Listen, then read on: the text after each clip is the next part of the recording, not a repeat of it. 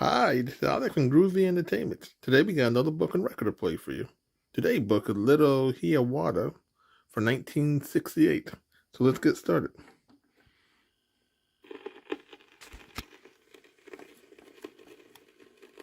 This is a Disneyland original little long-playing record, and I am your story reader. I am going to begin now to read the story of Little Hiawatha. You can read along with me in your books. You will know it is time to turn the page when Tinker Bell rings her little bells like this. Let's begin now. Once, long ago, there lived a little Indian boy named Hiawatha. He liked to paddle his canoe down the stream and through the canyon, down the rushing Taquamina, sailing through its deeps and shallows. Hiawatha wanted most of all to be a brave hunter, and he'd come to stalk the red deer, hunt the great bear Mishimokwa, hunt the rabbit, the Wabasso. Skilled in all the crafts of hunters, sure of foot was Hiawatha. Hiawatha looked at the animals all around him. There were squirrels, birds, and beavers, rabbits, porcupines, and weasels. Hiawatha aimed his arrow at a little rabbit. But before he could shoot, the animals had scampered away and were safe in their holes, and the birds were laughing at him from their treetop nests. Hiawatha was turning to go when he saw strange tracks on the ground. Quickly, he bent down to study them.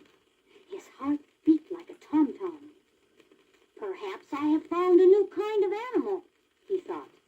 On his hands and knees, he followed the tracks. Then a shrill whirring startled him. Looking up, he found himself staring into the great strange eyes of a giant cricket. Hiawatha was so startled that he gave a yell and began to run. The forest animals popped out of their holes. Hiawatha is afraid of a cricket, they cried. Shamefaced, Hiawatha stopped running. But the little animals could not stop laughing. Afraid of a cricket! A small rabbit choked, drumming his paw on the ground. Oh my! Afraid of a cricket! Hiawatha's face turned as red as the sun painted on the side of his little canoe. No little rabbit was going to make fun of him. Grabbing his bow and arrow, he chased the rabbit and finally cornered him. He aimed the arrow right at the bunny's heart. Trembling, the poor little rabbit sat up and begged for mercy. Hiawatha saw tears in the bunny's eyes, and he couldn't shoot. The rabbit hopped off, and Hiawatha was surrounded by joyful, friendly animals. Right then, he decided not to be a hunter after all. He took his bow and arrow and broke them across his knees. Hiawatha wasn't going to hunt, but he could explore the island. Looking around, he noticed some paw marks on the ground. Creeping forward quietly, Hiawatha followed the paw marks. Suddenly, there he was, face to face with a bear cub hidden behind a rock. The cub squealed with fear and dashed off as fast as his shaggy little legs could carry him. Hiawatha ran after him. "Stay and play with me," he shouted. But the frightened bear headed for his cave. Hiawatha followed the bear into the dark cave. He pounced on something shaggy. "Gotcha," he laughed, wrapping his arms around the fur. But then a terrible roar shook the cave. This was no cub. This was the mother bear he had caught. Hiawatha let go, fast, and fled into the forest with the roaring bear just behind him. Hiawatha's new forest friends saw his danger. The beavers pounded out an SOS with their tails, and the alarm was heard all over the island. The weasel set a trap of vines to slow down the mother bear. She was furious when she got caught in it, but she soon got out. Still running, Hiawatha reached the riverbank and jumped onto a tree trunk.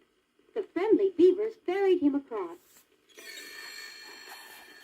Hiawatha climbed a tree on the other side of the river. The roaring bear climbed right after him, so he had to jump out of the tree. He was too tired to run anymore. The squirrels made a harness of tree branches, hitched it to a little deer, and Hiawatha climbed. climbed on. "Giddy up!" they shouted, and Hiawatha was carried swiftly through the forest by Deer Express, safe from the bear at last. When they came to the bank of the river, Hiawatha climbed into his little birch canoe. "Goodbye," he called to all his new forest friends. "I'll be back soon." Then he headed happily homeward.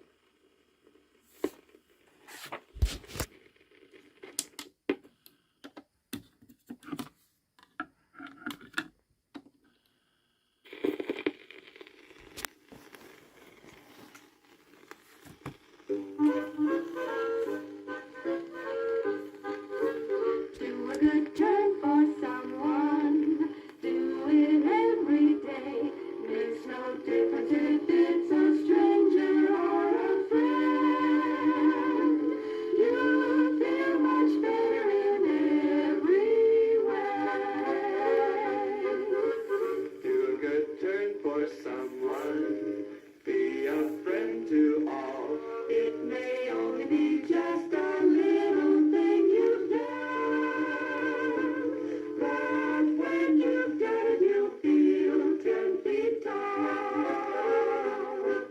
Remember little Hiawatha, a mighty hunter was he, until that day he met the little rabbit and let him get away. Do a good turn for someone. Friendship is the way, and you'll find that when you're helping someone else, you also help yourself, 'cause turnabout's fair play, and good things will come your way.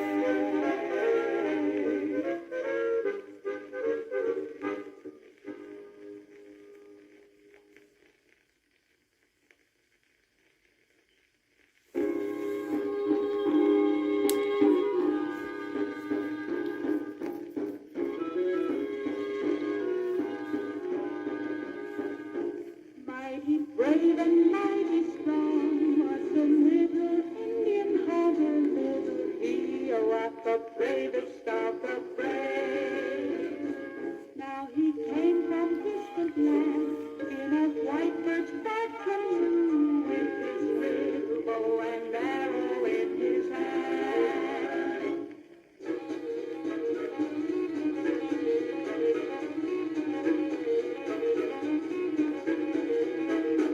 In the forest he did find animals of every kind. There were squirrels And birds. and beavers, rabbits too. What a cinch off Hiawatha, hunting animals is no trick. With so many I can easily take my pick. in the forest he did find animals of every kind. There were squirrels And birds. and beavers, rabbits too. What a cinch off Hiawatha, hunting animals is no trick. With so many I can easily take my pick.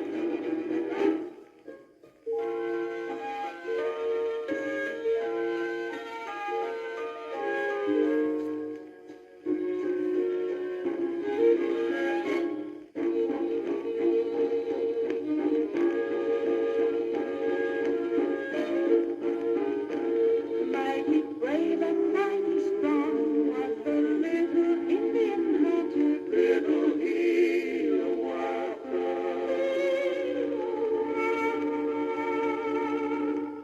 bravest of the brave.